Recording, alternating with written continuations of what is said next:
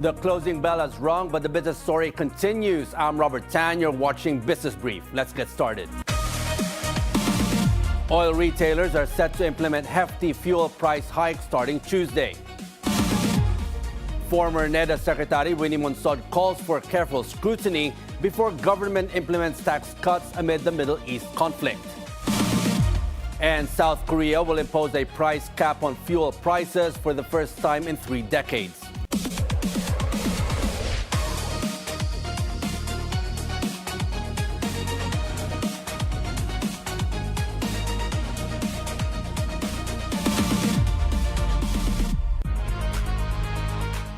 China may attack the Philippines and Taiwan amid the ongoing conflict in the Middle East.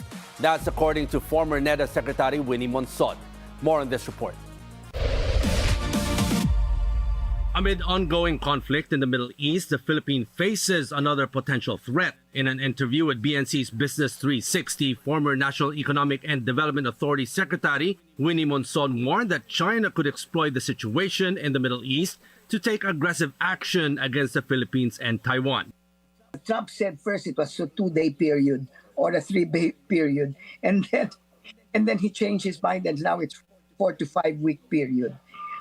I have no idea what is going on in the Middle East, but certainly Trump and Netanyahu have changed the rules of the game.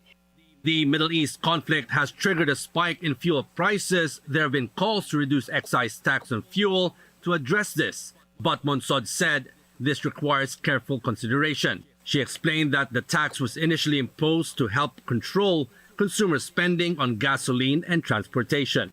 And if you reduce excise taxes, that means prices of oil will remain low. Mm-hmm. We have a shortage, and you have remaining low. What the market is supposed to ration. So if there is a shortage, prices should go up. Mm-hmm. That's the rationing function of markets. Mm-hmm. With up, people will decrease their they're not going to spend on oil as much. Yeah. Spend it on substitutes.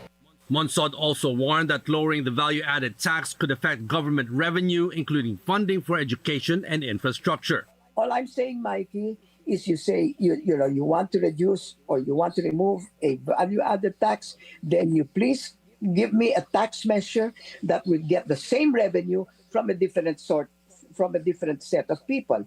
And the set of people that I'm talking about are the very rich. She emphasized that if the VAT is removed, the government should consider taxing billionaires to maintain revenue.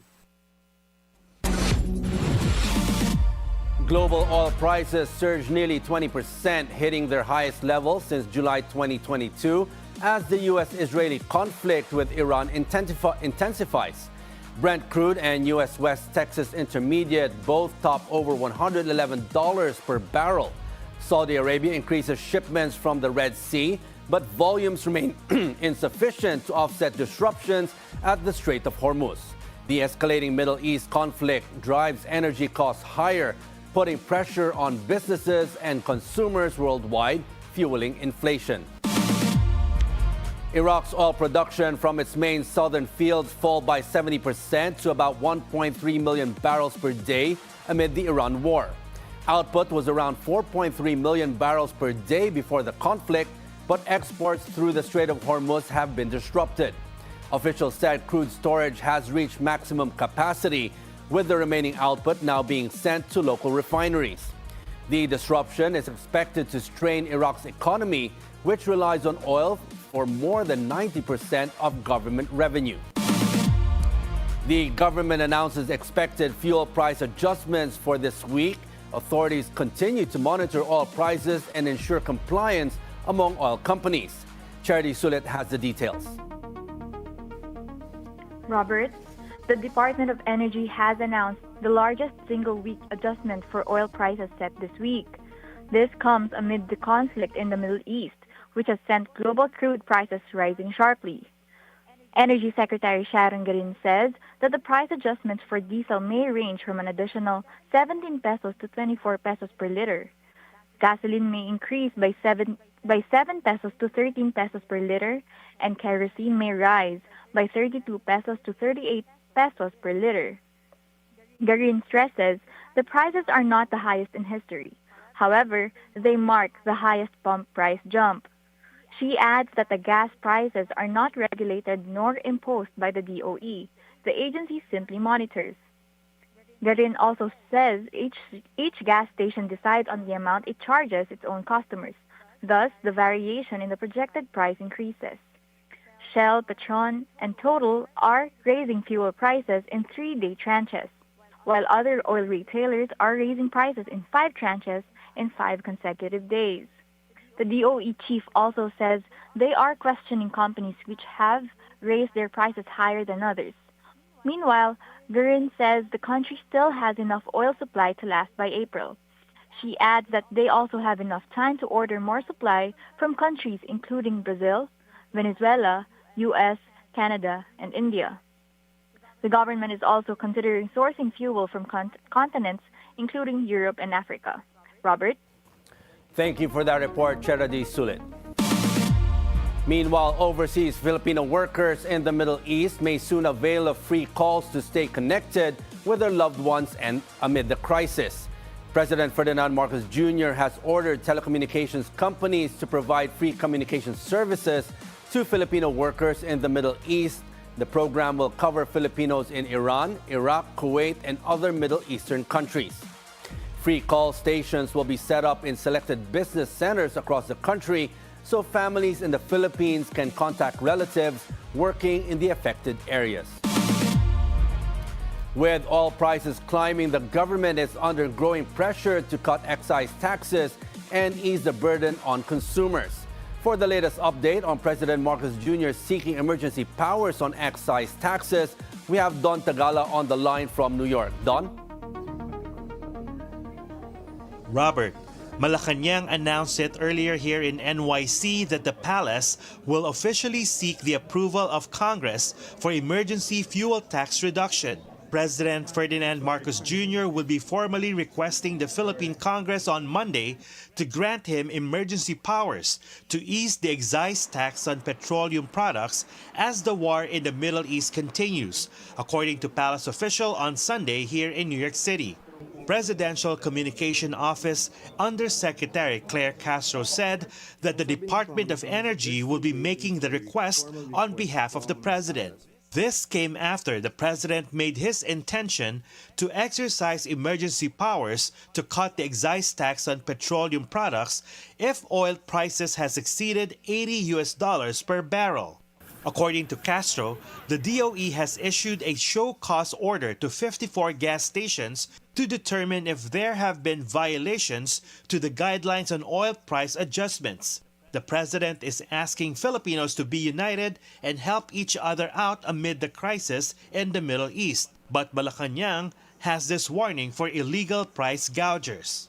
Hindi po dapat kayo magsamantala. Ang gusto po ng Pangulo ay magtulungan tayo. Kapag kayo po ay nagsamantala, meron po kayong kalalagyan. Kayo po ay madidemanda at maaari matanggalan pa po kayo ng pagkakataon na kayo ay makapagnegosyo. So tandaan niyo po, ang sabi po ng Pangulo, magtulungan tayo. Pero pag hindi po kayo tumulong at kayo po ay ng abuso sa kahinaan po na nangyayari ngayon, kayo po ay maaari mademanda at may kaukulang parusa po yan. PBBM arrived in New York on Sunday, 2:45 p.m. EST. The president is joined by First Lady Liza Araneta Marcos and the Philippine delegation. They were greeted by Ambassador Jose Manuel Romualdez and the country's permanent representative to the UN, Enrique Manalo. The president will give a speech at the 70th session of the Commission on the Status of Women at the United Nations on Monday. This is a milestone because the Philippines is a signatory in the Convention on the Elimination of All Forms of Discrimination Against Women, which was signed on 1980 and ratified in 1981. The president's official visit to New York is a good chance to promote investment opportunities to the international body and strengthen economic partnerships to other members of the United Nations. Robert? Thank you, Don Tagala, for the update. As oil prices surge above $100 per barrel for the first time in nearly 4 years, U.S. President Donald Trump dismisses the spike as a small price to pay to eliminate Iran's nuclear threat. Iran accounts for about 4% of world oil production, and escalating conflict in the Middle East is driving up oil prices. But Trump said this is only short-term, adding it will drop rapidly when Iran's nuclear threat is destroyed. Malacanang responds to Vice President Sara Duterte's criticism of the administration's efforts to assist overseas Filipino workers amid the Middle East crisis. The Vice President says repatriation flights appear too easy to arrange, citing friends who were able to return from Dubai despite airspace closures.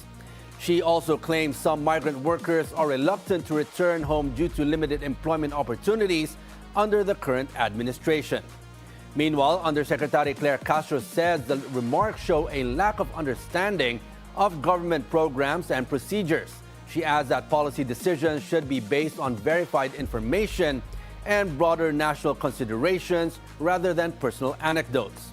The exchange highlights continuing tensions between the two offices at a time when overseas Filipino workers, a key source of remittances for the Philippine economy, face heightened risk amid the regional crisis. An explosion hit one of the entrances of the U.S. Embassy in Norway's capital, Oslo, on Sunday. Authorities said no casualties or injuries have been reported, only minor damage at the building. The explosion, which occurred around 1 a.m. local time, sent thick smoke into the street, according to eyewitnesses.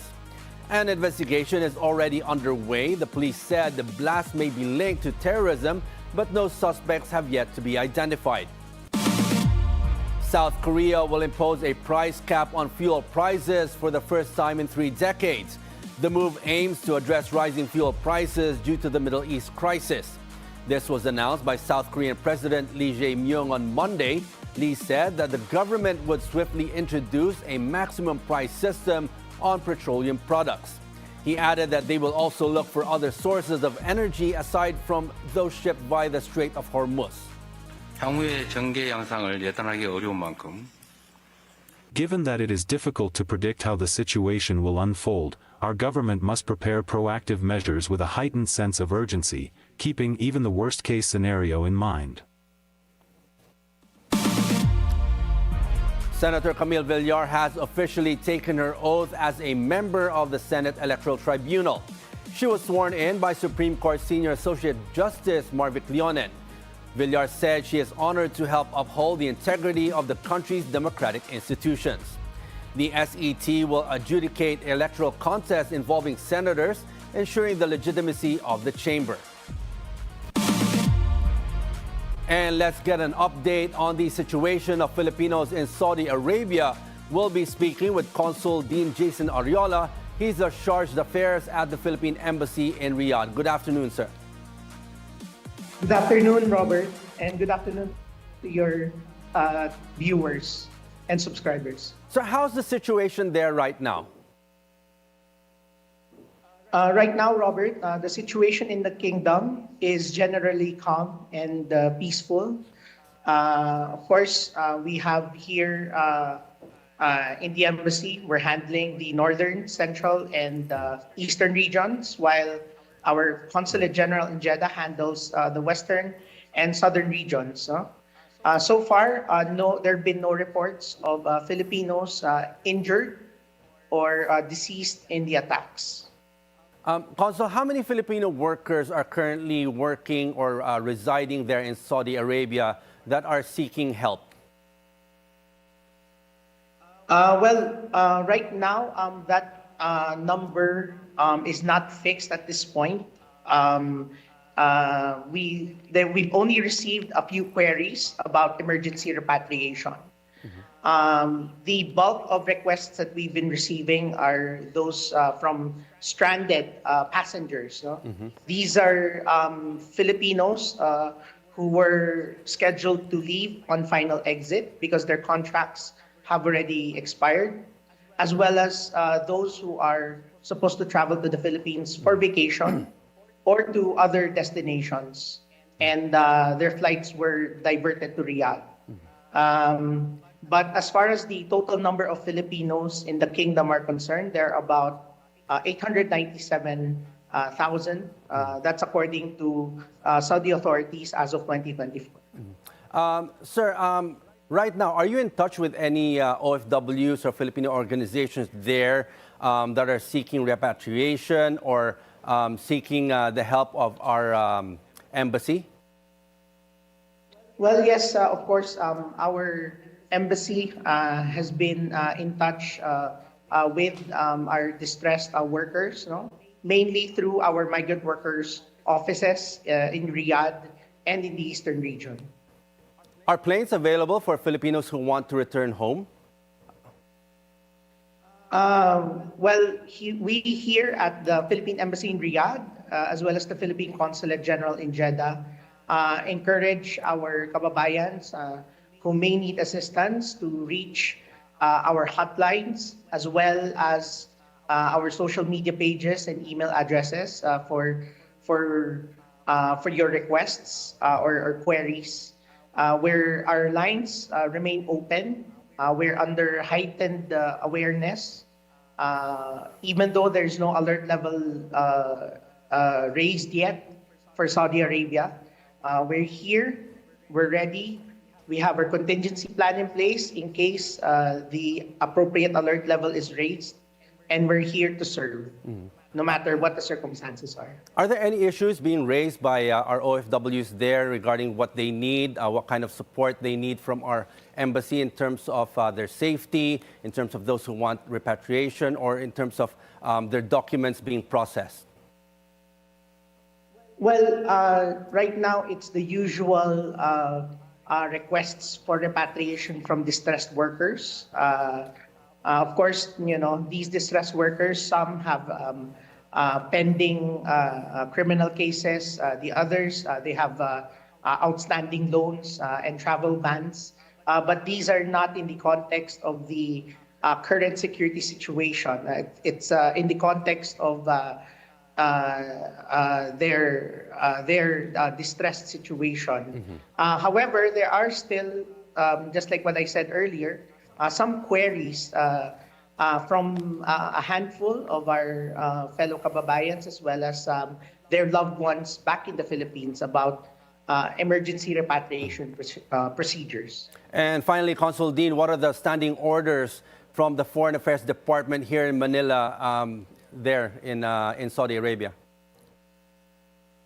The instructions that we've received from our home office, of course, are to keep our communication lines open, meaning that our hotlines need to be manned constantly, that we're ready to respond as soon as possible to emails and messages sent through our email addresses and our social media pages, and also for us to sustain operations and to closely monitor the overall situation here in Saudi Arabia. Okay, on that note, thank you very much for joining us this afternoon, Consul Dean. Thank you, Robert, and good day. And we'll take a short break. This is Business Brief.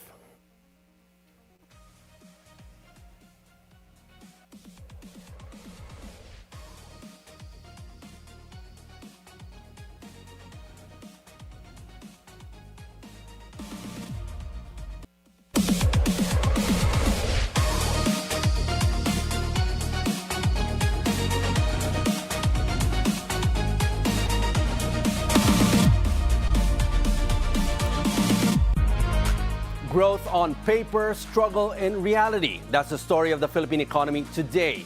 Here to break down the numbers and give us insight into what's really happening is Sunny Africa of the Ibon Foundation. The country is facing multiple pressures. Gasoline shortages are hitting households and businesses, and both government and private workplaces are considering shorter work weeks and flexible schedules to ease costs and conserve energy. And today we ask, are current policies and strategies enough to protect jobs, families, and the economy? Sunny, welcome to the show. Thanks for joining us. Thank you, Sir Robert, for the invitation. Okay, Sunny, let's start with this. The Philippines continues to post solid GDP growth, but when you dig deeper, how healthy is the economy really, and how does it trickle down to the normal everyday worker? I think that's exactly the question. The health of the economy shouldn't be measured just by GDP or investment or actually even inflation. The health of the economy should be the health of the majority of Filipinos. And right now, by the latest SWS surveys, the majority of Filipinos are poor and vulnerable. Half of the population has said they are poor.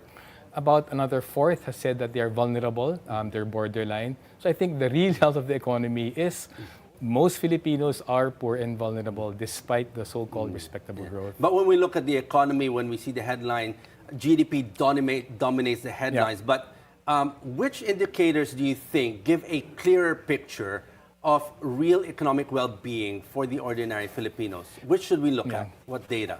I think the data that the government does not provide on a high frequency enough level. We should have poverty figures on a quarterly basis, which the SWS, a private outfit, is doing. We should have quarterly figures on actual family incomes, which the government only provides every 2 years in a very delayed basis.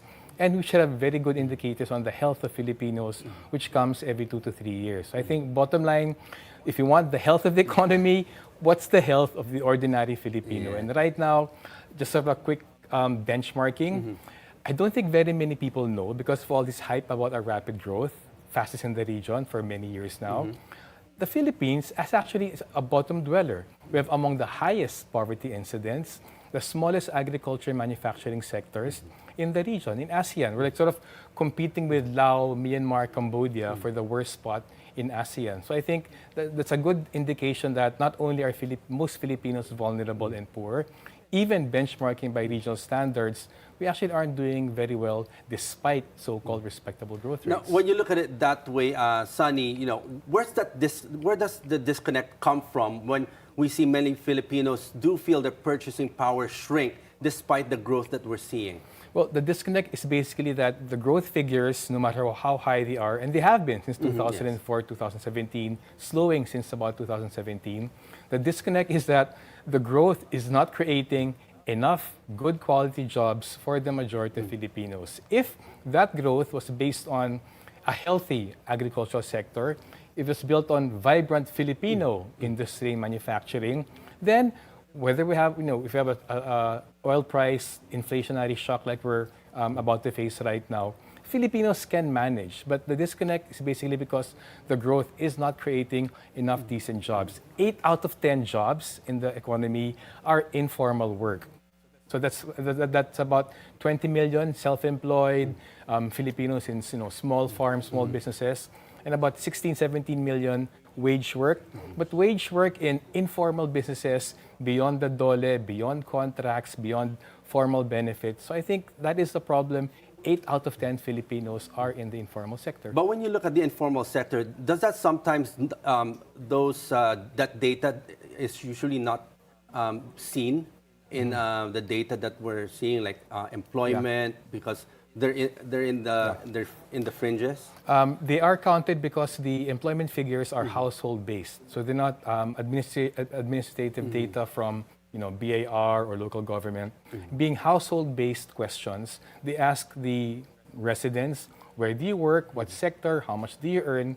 So I think that's quite fair in capturing the informal sector. And precisely the formal sector of the government, if you rely on the annual survey of Philippine business industry, it's crazy. There are only about 7 million Filipinos working in the formal sector, formal private sector. That's on top of the maybe 3 million in the in government, many of whom actually are contractual as well.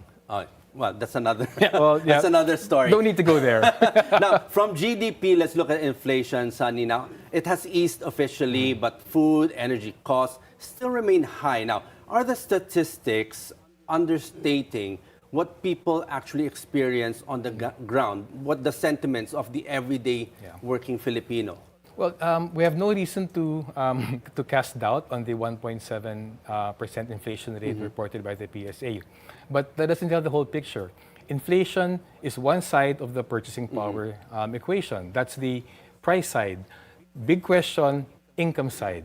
Now, if Filipinos' incomes aren't increasing, if they were low to begin with, no matter how low inflation is, prices still went up and their earnings are still not enough. And I think that explains a lot why by the end of last year, I think about 14 or 14.5 million Filipino families said, despite lower inflation, they felt poor. And I think that's what's often missed out. Of course, we want as low inflation as possible, but let's also want as high family incomes as possible. And I think that's where the disconnect between the growth and family welfare lies. From the point of view of Ibon Foundation, based on your research and your observation, how can if we see GDP growing, we see the economy growing, how can it be better? How can it trickle down faster to the everyday Filipino, and for them to actually realize the growth that we're seeing? It's talked about now, structural transformation, big, long words, lots of syllables. Bottom line, we have to develop the agriculture sector and Filipino manufacturing. The reason there's a disconnect between growth and people's well-being right now is because we're heavily consumption-oriented instead of investment-driven. We're heavily service-oriented, about, I think, 2/3 of the economy is service instead of agriculture and manufacturing-driven. So if you bottom line, if you want that strong economic foundation to have a healthy economy in terms of people having enough incomes, enough stability, enough security from their livelihoods, we have to have a much more vibrant, a much more healthy production sector in terms of agriculture and manufacturing. Services will always be there, but the thing is, that's one thing I think a lot of people have missed out. The reason the service sector is bloated so much, because services are an easy economic activity. You don't need much capital. You don't need much skills. Even in a very low-income economy, you can have people nagbebenta sa bangketa, providing small-scale personal services. If that's the only expansion of jobs we have, it's not surprising that people aren't earning enough to buy their basic needs. Now let's look at what's hurting right now a lot of people today here in the Philippines. What's hurting our wallets today? Gasoline shortages, the prices have gone up. Now these are affecting households and businesses. How serious is this, and what does it reveal about the country's energy resilience? What should we do? It's so hard to speak about energy resilience. Over half of the Philippines' energy consumption comes from oil. Yes. From this oil, from this very heavy oil dependence, all of our oil is imported. 99% of our oil is imported. So right now, when you talk about energy resilience, we have to talk about independence from the Philippine economy being so dependent on oil.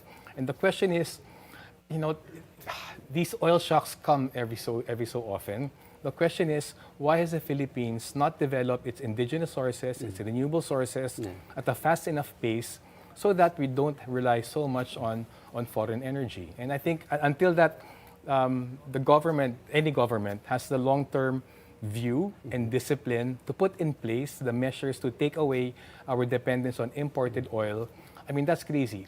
Half of energy consumption coming from oil, which is mainly 99% imported, that is absurd. So in your point of view, Sunny, do you think that the progress in renewables is slow and we're not getting there yet in terms of trying to be more sustainable?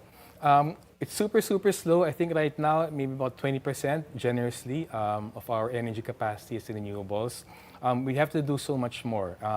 We've heard the scandals about the solar contracts and all of that, but basically, the government has to step in. The government has to step in to push that shift to renewables. They can't rely on the private sector coming up and saying, okay, we're going to make money out of this. The government has to target well, has to subsidize the renewable energy to sort of incentivize the private sector to come in. Or, better yet, government should build its capacity to run a state-run renewable energy sector. I guess in the next couple of years, hopefully we'll see that. Well, I think that's the biggest problem. We talk about this stuff when there's an acute crisis. But notice, once the crisis sort of settles, people forget about these things. And I think that's where actually we're missing things out. So it's becoming more reactive than proactive? Is that what you're saying? We're reacting to the immediate problem. But we're not actually sorting out the bottom line. I mean, and looking at it long term. Yeah, I mean, we're so reliant on coal right now. We're so reliant on fossil fuels for energy. But of course, I mean, that is the starting point. But the question is, what is the government doing to nudge the whole economy and our over-reliance on oil in the other direction. And I think that is something that long-term view, that strategic perspective beyond the populist actions every time there's a crisis, I think that does remain Has missing. to have sustainable action. Yeah. Now, let's talk about taxes, Sunny. Now, Winnie Monsod said that if the VAT is removed, the government should consider taxing the billionaires to maintain revenue. Now, do you agree with her? What's your observation on this? What's your take on that? Well, that's great. But remember, IBON was the first organization to push for a billionaire wealth tax in 2020 during the pandemic. If we're getting support from Professor Monsod, that's great. For us, bottom line, a billionaire wealth tax doesn't have to be big. A 1% tax on wealth over 1 billion, 2% over 2 billion. That's a lot. 3% over 3 billion. If you look at it in the billions, right? Well, 1% is huge. And that will be less than 6% for a billionaire, ultimately. That can generate at least 500 to 600 billion pesos a year. And we'd argue that it's a tax burden that just the 3,000 Filipino billionaires can well afford. And I think that is the direction we should be going, with or without the oil shocks. You mentioned you started pushing for this in 2020. How's that going? Well, fortunately... Or is it going? It has gone. We have had 2 bills filed already in Okay. Congress. Right now, we're working on a much more elaborate version, sort of after rounds of discussions with the DOF and some other stakeholders. We're actually refining it also in terms of how to separate financial wealth from property wealth and all of that. This might be the push for that. I mean, when people are realizing, as they did during COVID, in times of crisis, the government has to step in, and the government needs fiscal resources. I think when people realize that is the case, not just during crises, but even beyond crises, I think that is something that we can sort of use as Realistically, do you momentum. think this could be passed as something of a priority? No. Right now, the 3 billionaire-backed parties hold about a third of Congress, both Senate and the House, about 40% of provinces with the governors.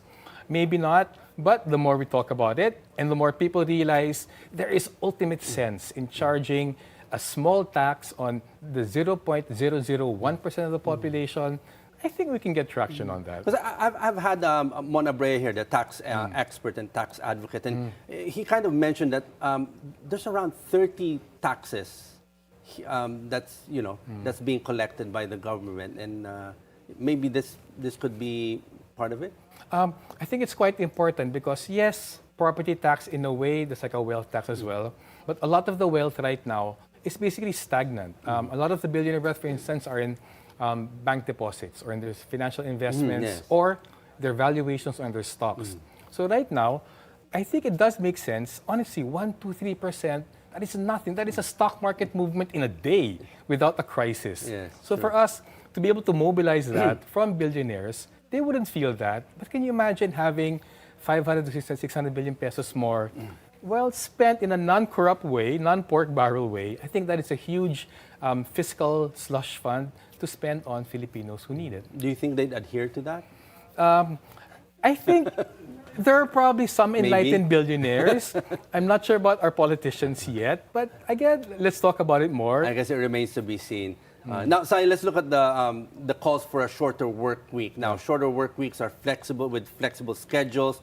They are being considered right now to ease the costs. Now, from an economic and productivity standpoint, how effective could this measure be, or could it also be on the other side of that? We did some quick calculations on that just a few hours ago. At most, you might be able to save 3 to 5% of our oil consumption with a 4-day work week in government and across the private sector.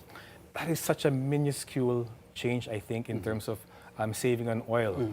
The productivity costs, well, we saw COVID. I think a lot of businesses realized that online work doesn't work for them. So I think on balance, it probably won't do very much. It's a show of action. It's a performative action, but the gains are very, very, very minuscule. And I think in the end, the government, if it wants to sort of mitigate the impact of oil prices, it should consider the suspension or taking away of the VAT excise tax. It should consider a lot of other support and subsidies for people in need. They're also trying to consider the private sector to do it as well. Now, could adopting a shorter work week for, across the private companies for workers, Could that help ease pressures on the household, the businesses, or again, could it also create newer economic risks? Well, to be clear, it won't save much in terms of fuel use because a lot of commuters take public transport. If you're talking about minimizing the private cars, it's true, the majority of vehicles on the road are private cars, but a lot of those actually will stay on the road even with a 4-day work week. There's other work involved. Yes. So I think there are no real gains in terms of saving on fuel from commuters, especially because most government officials and most private employees, they commute to work. So we want to sacrifice buses, tricycles, jeepney incomes. That's Instead of going to work, they'll go to the malls. So, well, if it's cheaper for them to get cooled in the malls over the house, maybe so. I actually don't honestly see much gain in that. I think it's a performative act distracting from what really should be done. But beyond work arrangements, do these labor adjustments reveal, deeper structural issues in productivity and employment here in the country? Well, bottom line, productivity depends on the kinds of economic activity you have. Bottom line, services are very low productivity. Manufacturing, agriculture, if they're modernized, that is potentially high productivity. So if the question is how do we improve productivity, we have to improve Filipino industry and Filipino agriculture. But in terms of the impact of all these disruptions, I think, again, the COVID is a good example. A lot of firms said, okay, we'll experiment with online work to save on office expenses, air conditioning, all of that. In the end, I think most went back to the regular scheme with some flexibility, but they stayed with face-to-face work because that is how our economies are organized. So I think it's looking in the wrong direction to think that this will do any good for us. Now, the president is looking to ask Congress for emergency powers to lower excise tax, but Winnie Monsod said the proposed slashing of the excise tax on fuel does require careful consideration. What are your thoughts on this? Maybe the reservation is from the revenue loss. Right now, on an annual basis, I think excise taxes, they generate about 180, 190 billion pesos a year. The VAT on oil generates about 220 billion. If the concern is the revenue impact, again, exactly like we were talking about earlier, taxes are a policy decision. It's the government deciding who bears the burden of revenue generation and who doesn't. I think beyond the current crisis, even in the years to come, decades to come, we should shift from a very regressive consumption tax-oriented tax system, which is a burden on the majority of Filipinos who are poor and vulnerable, towards more direct income and wealth taxation, which unfortunately the last two administrations have been moving away from. So we disagree that it is a concern. It might be a concern if people think that the president won't sort of give his full political backing, but that remains to be seen. Well, you mentioned that when you look at taxes, it really focuses on the consumers, and the Philippines relies heavily on is very consumption driven. Now, is this model sustainable and amid global shocks and the rising costs of goods for the households? That's a great point because exactly the Philippines is 73% consumption driven. With the current inflationary and the tax environment, burden is on the that's consumers. on top of that. Yes. So actually, if there's one thing that will actually make the economy slow down, it's the pinch on household purchasing power from high inflation. So actually, even from a very narrow growth perspective, actually cutting excise and VAT, not just on oil but even other products, that will boost purchasing power, that will boost household consumption spending, that will boost the economy with all the second, third order effects. Could you use the same argument like when they were talking about taking out the travel tax? That even if you take out the travel tax, the revenue of that is not that big, but the multiplier effect of if you take out the travel taxes, people will travel more, people will buy more clothes, more maletas, more, and all these are taxed anyway. So taxes on those will probably go up as well, and will eventually maybe recoup what's lost from that travel tax. Could you use that same argument? Well, yes, but it's diluted by the fact that people who travel will be traveling abroad and spending abroad. So I think that sort of that will dampen the multiplier effects from encouraging travel, because if you encourage travel abroad, that means the money will be spent abroad, not domestically.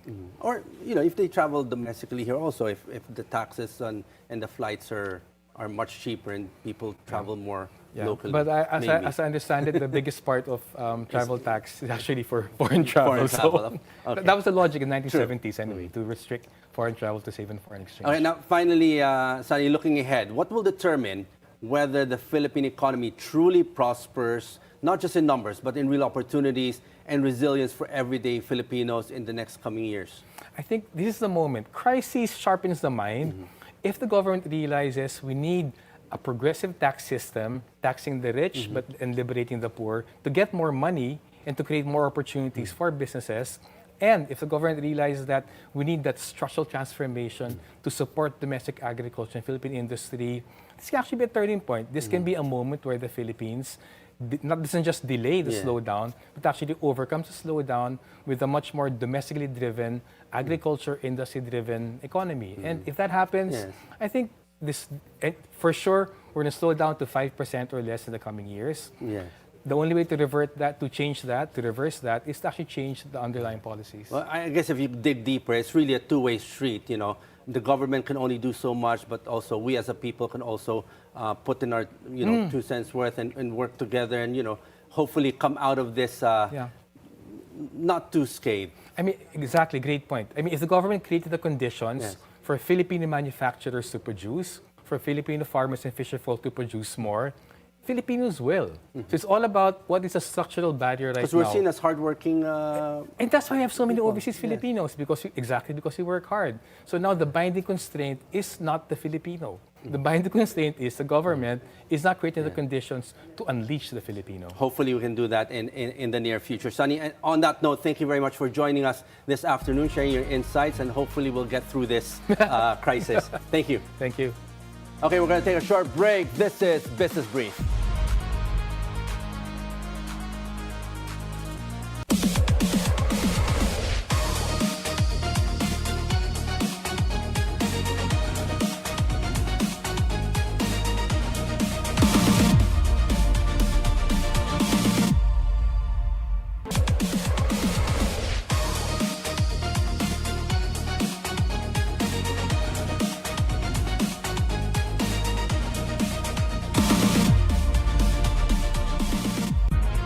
Asian shares fall in the first trading day of the week. All Asian shares are in the red, with Kospi falling the most at nearly 6%. In currency trading, the US dollar mostly appreciates against the Asian currencies. In commodities, gold trades lower while oil prices are higher. And in crypto, Bitcoin drops less than 0.1% and Ethereum rises over 1%. Senior executives from the Chavanont family joins leaders from Thailand's business community at the UNICEF Blue Star Gala 2026, focused on fighting child malnutrition. The event raised 3.17 million baht, roughly $100,000 US. The event highlights include a charity auction and special menus prepared by Michelin star chefs. Social media platform X is investigating racist and offensive posts generated by its chatbot Grok. The chatbot is under scrutiny for creating hate-filled content in response to user prompts, sparking concerns among regulators and governments worldwide. X and Grok has not immediately responded to requests for comment. The investigation followed earlier measures by Grok to restrict image editing and block users in certain jurisdictions where generating inappropriate images is illegal. Philippine shares end in the negative territory in the first trading day of the week. The PSEI closes nearly 5% lower to 60.06. All the sectoral indices are in the red, with holding firms falling the most at almost 6%. Decliners outpace advancers 205 to 28, with value turnover at 11.1 billion pesos. All of the day's most active stocks are in the red, with Ayala Corporation falling the most at almost 7%. In currencies, the peso closes at 59.50 against the US dollar, down from the previous close of 59 flat. The Philippine Stock Exchange Index falls below 60,100 level during intraday trading, dropping 5.33% to 59.83, its lowest level since December 22. The decline followed crude oil prices surging past $100 per barrel amid escalating U.S.-Iran tensions in the Middle East. Investors feared triple-digit oil prices could reverse recent gains in controlling domestic inflation. Bangko Sentral ng Pilipinas Governor Eli Remolona Jr. warned the central bank's rate easing cycle may be paused or reversed as policymakers monitor fuel and U.S. dollar impacts. Century Properties Group launches a 6.6 billion peso residential project under its first home brand, First in General Trias, Cavite. The 23.8-hectare development, First Impressions General Trias, will feature over 1,500 units targeting first-time homeowners amid accelerating infrastructure and appreciating land values. The launch followed the success of First Park Homes General Trias, now 57% complete with over 700 homeowners. The new project included an upgraded Calista house model with larger lots and future-proof layouts for flexible living. Converge Information and Communications Technology Solutions Incorporated reports a net income of 11.9 billion pesos in 2025.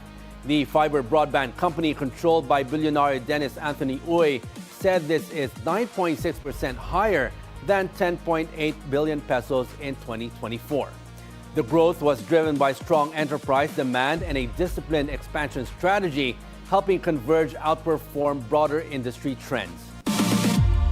Megaworld Corporation, led by Bilyonaryo Kevin Tan, raises 945 million pesos through a block sale of shares in its REIT, MREIT Incorporated. The company sold 70 million common shares at 13 pesos 50 centavos per share, with settlement scheduled for March 10 and BDO serving as sole coordinator. Under Philippine REIT rules, Megaworld must reinvest the proceeds into domestic real estate or infrastructure projects. The company will submit a detailed plan showing how the 945 million pesos will be allocated to support future developments. First Gen Corporation, led by the Lopez family, finalizes a 61.875 billion peso investment in Enrique Razon's hydropower business. The company will acquire a 33% stake in Prime Hydropower Energy Incorporated. This will give it indirect interest in the Pakil and Wawa pump storage projects in Laguna and Rizal. Payments will be staggered over several years, with First Gen receiving voting proxies to participate in project governance pending corporate restructuring. The partnership followed a 2025 deal between First Gen and Razon's Prime Infrastructure Capital. Far Eastern University, led by the Montinola family, moves to acquire a controlling stake in the University of Nueva Cáceres, Bataan. The deal involved a 156 million peso investment through land purchase and share subscription. This gives FEU majority control of the Bataan Peninsula Educational Institution Incorporated. The move positions FEU to serve students in Bataan, an area seeing infrastructure development like the Bataan-Cavite Interlink Bridge.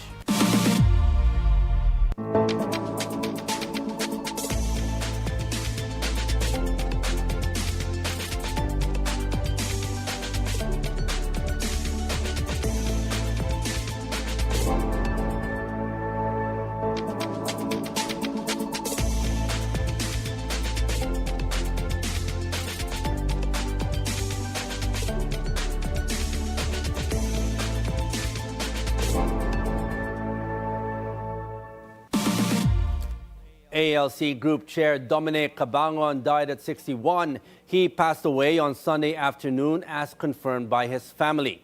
He led the diversified ALC Group, which includes media, insurance, automotive banking, real estate, and memorial care companies.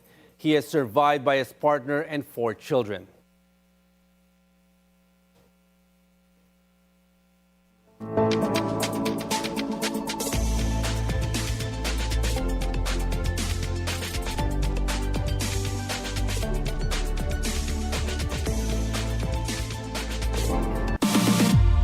And And that's a wrap for today's Business Brief. I'm Robert San. Join us again tomorrow for the stories that help you plan your next big, bold business moves. Only here on BNC, the Bilyonaryo News Channel.